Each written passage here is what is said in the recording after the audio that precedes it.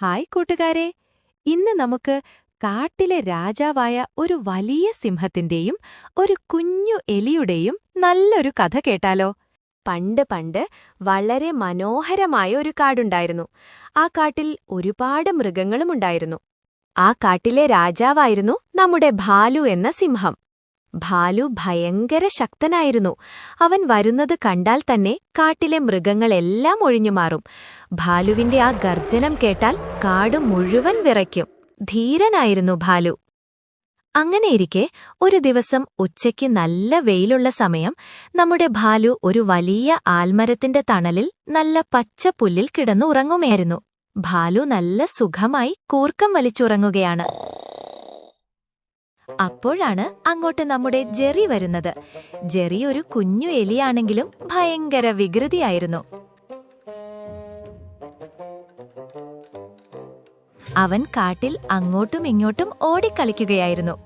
ഓട്ടത്തിനിടയിൽ Jerry ശ്രദ്ധിച്ചില്ല. അവൻ ചാടിക്കയറിയത് ഉറങ്ങിക്കിടക്കുന്ന ഭാലുവിന്റെ വലിയ കൈപ്പത്തിയുടെ മുകളിലേക്കാണ്. ജെറി അവിടെ ഇരുന്നുകൊണ്ട് അങ്ങോട്ടും ഇങ്ങോട്ടും ഓടി.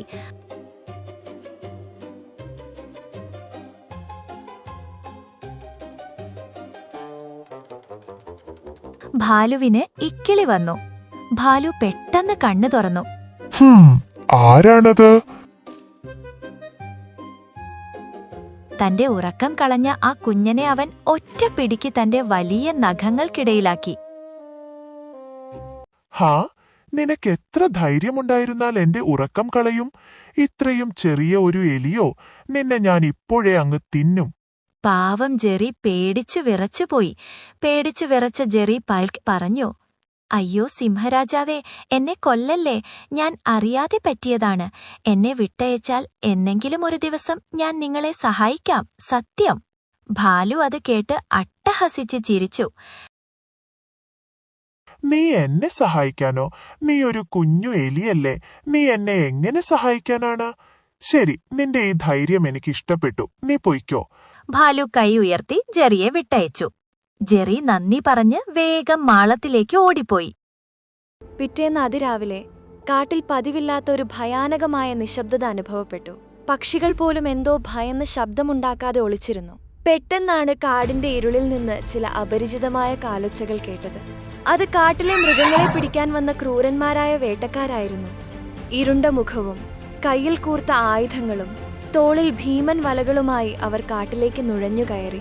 അവരുടെ കണ്ണുകളിൽ വലിയൊരു അപകടം ഒളിച്ചിരിപ്പുണ്ടായിരുന്നു.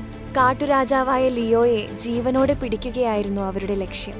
ആരും കാണാതെ 2 വലിയ മരങ്ങൾക്കിടയിൽ വളരെ തന്ത്രപരമായി അവർ ആ വലിയ വല വിരിച്ചു. ആർക്കും പെട്ടെന്ന് മനസ്സിലാകാതിരിക്കാൻ ഉണങ്ങിയ ഇലകളും പുല്ലുമിട്ട് അവർ ആ വല വിദഗ്ധമായി ഒളിച്ചുവെച്ചു. എന്നിട്ട് അവർ അടുത്തുള്ള കുറ്റിക്കാട്ടിൽ അനങ്ങാതെ പതുങ്ങിയിരുന്നു. ഇതൊന്നും അറിയാതെ നമ്മുടെ ഭാലു കാട്ടിലൂടെ നടക്കുമ്പോൾ വേട്ടക്കാർ ഒരുക്കിയ വല കാണാതെ അതിനു മുകളിലൂടെ നടന്നു.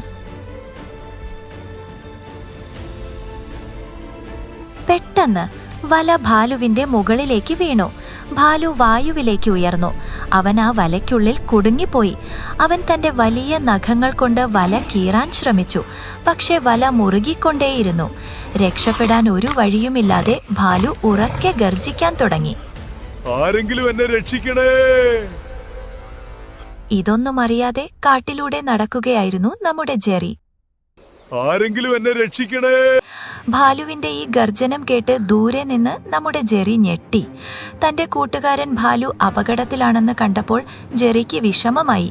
വേട്ടക്കാർ അടുത്തു തന്നെ എങ്ങോ ഉണ്ടായിരുന്നു. അവർ എത്തുന്നതിനു മുൻപ് ഭാലുവിനെ രക്ഷിക്കണം. ഭാലു, പേടിക്കണ്ട, ഞാൻ എത്തിയിട്ടുണ്ട്. ജെറി വേഗം ആ വലയുടെ മുകളിലേക്ക് വലിഞ്ഞു കയറി. എന്നിട്ടവൻ തന്റെ കുഞ്ഞു മൂർച്ചയുള്ള പല്ലുകൾ കൊണ്ട് ആ വലിയ കയറുകൾ ഓരോന്നായി കടിച്ചു മുറിക്കാൻ തുടങ്ങി. അവൻ തന്റെ സർവ്വശക്തിയും എടുത്ത് അവസാനത്തെ കയറും കടിച്ചു പൊട്ടിച്ചു. വലിയ വല പൊട്ടി ഭാലു താഴേക്ക് വീണു. വേട്ടക്കാർ അവിടെ എത്തുന്നതിന് നിമിഷങ്ങൾക്ക് മുൻപ് ഭാലു സ്വതന്ത്രനായി. കുഞ്ഞൻ ജെറിയെയും പുറത്തിരുത്തി. ഭാലു ഒറ്റക്കുതിപ്പിന് അവിടെ നിന്നും കാടിന്റെ ഉള്ളിലേക്ക് ഓടിമറഞ്ഞു. ഭാലുവിന് അതിയായ സന്തോഷമായി. അവൻ ജെറിയുടെ അടുത്തേക്ക് വന്ന് നന്ദിയോടെ പറഞ്ഞു, ജെറി, നീ പറഞ്ഞത് ശരിയായിരുന്നു. ആരെങ്കിലും ചെറുതാണെന്ന് കരുതി അവരെ ഒരിക്കലും വില കുറച്ച് കാണരുത്. ഇന്ന് നീയാണ് എന്നെ രക്ഷിച്ചത്. ജെറി പുഞ്ചിരിച്ചു. അന്നു മുതൽ ഭാലുവും ജെറിയും ഏറ്റവും നല്ല സുഹൃത്തുക്കളായി. അവർ ഒരുമിച്ച് കളിക്കുകയും നടക്കുകയും സന്തോഷത്തോടെ സമയം ചെലവഴിക്കുകയും ചെയ്തു. കാട്ടിലെ എല്ലാവരും അവരുടെ സൗഹൃദത്തെ പ്രശംസിച്ചു. ഇന്നും ആ കാട്ടിലൂടെ നടന്നാൽ ഒരു മനോഹര കാഴ്ച കാണാം. കാട്ടിലെ ശക്തനായ രാജാവായ ഭാലു മുന്നിലൂടെ നടക്കും. അവന്റെ തോളിലിരുന്ന് സന്തോഷത്തോടെ ചിരിക്കുന്ന കുഞ്ഞൻ എലിജെറിയും കൂടെ ഉണ്ടാകും. നമ്മൾ ചെയ്യുന്ന ചെറിയൊരു കരുണ പോലും ഒരിക്കലും വെറുതെയാകില്ല. സഹായിക്കാൻ വലിയ ശക്തിയോ വലുപ്പമോ ആവശ്യമില്ല. നല്ല മനസ്സ് മാത്രം മതി. ആരെയും ഒരിക്കലും ചെറുതായി കാണരുത്. കൂട്ടുകാരെ, ഇന്നത്തെ ഭാലുവിന്റെയും ജെറിയുടെയും കഥ നിങ്ങൾക്ക് ഇഷ്ടപ്പെട്ടോ? അവരെ പോലെ നമുക്കും നല്ല കൂട്ടുകാരാകാം. ഇതുപോലെ ഇനിയും ഒരുപാട് രസമുള്ള കഥകളും വിദ്യകളും കാണാൻ പെട്ടെന്ന് തന്നെ താഴെ കാണുന്ന ചുവന്ന ബട്ടണിൽ തൊട്ട് നമ്മുടെ ചാനൽ ഒന്ന് സബ്സ്ക്രൈബ് ചെയ്യണേ.